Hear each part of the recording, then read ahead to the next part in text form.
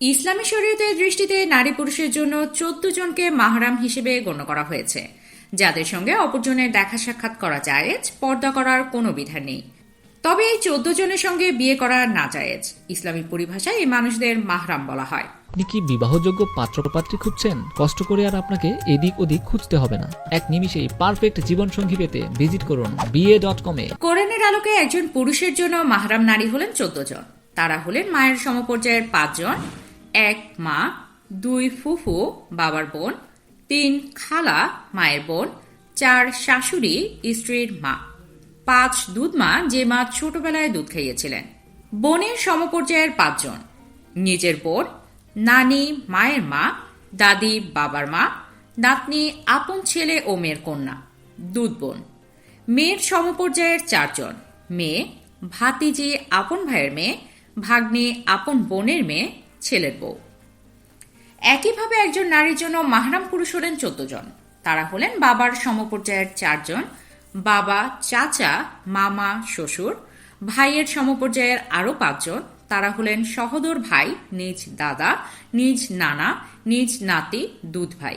এছাড়াও ছেলের সমপর্যায়ের আরও 5 জন। তারা হলেন ছেলে, ভাইয়ের ছেলে, বোনের ছেলে, মেয়ের জামাই, দুধ ছেলে। প্রায় 50টি দেশের বসবাসরত প্রবাসী বাংলাদেশিদের প্রোফাইল রয়েছে এই BA.com এ। তাহলে আর দেরি কেন? এখনই ভিজিট করুন BA.com এ।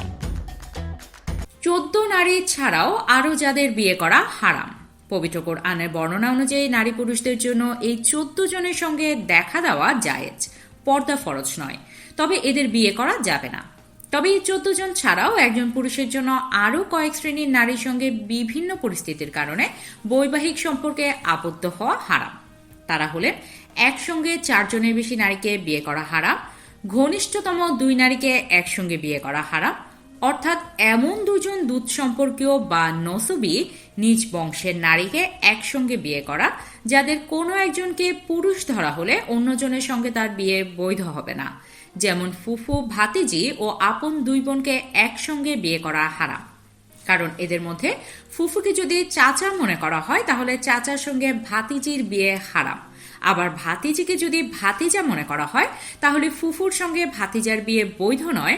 অথবা 2 বোনের মধ্যে কোনো একজনকে ভাই মনে করা হলে ভাইয়ের জন্য বোনকে বিয়ে করা হারাম। স্বাধীন নারীকে বিয়ে করার পরও কৃতদাসীকে বিয়ে করা বৈধ হবে না। অন্য পুরুষের তালাকপ্রাপ্ত স্ত্রী বা স্বামীর মৃত্যুর পর নারীর ইদ্যতের সময় পূর্ণ হওয়ার আগে তাকে বিয়ে করা বৈধ হবে না। মুসলিম পুরুষের জন্য অমুসলিম নারীকে বিয়ে করা হারাম। তো দর্শক, কেমন লাগলো আমাদের আজকের পর্বটি? ভালো লাগলে অবশ্যই কমেন্টে জানাবেন। এতক্ষণ আমাদের সাথে থাকার জন্য আপনাকে অসংখ্য ধন্যবাদ।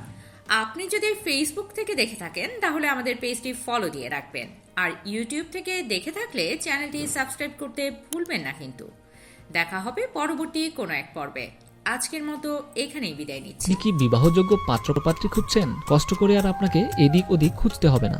এক নিমিষেই পারফেক্ট জীবনসঙ্গী পেতে ভিজিট করুন BA.com এ। কারণ BA.com এ আপনাকে আপনার মন মতো জীবনসঙ্গী পেতে সাহায্য করবে। পাচ্ছেন শতভাগ নিরাপত্তা। আমাদের রয়েছে পরিপূর্ণ ভেরিফাইড প্রোফাইল ও সফলতার গল্প।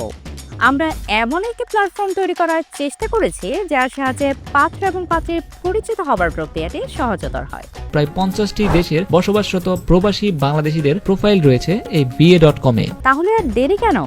এখনই ভিজিট করুন BA.com এ।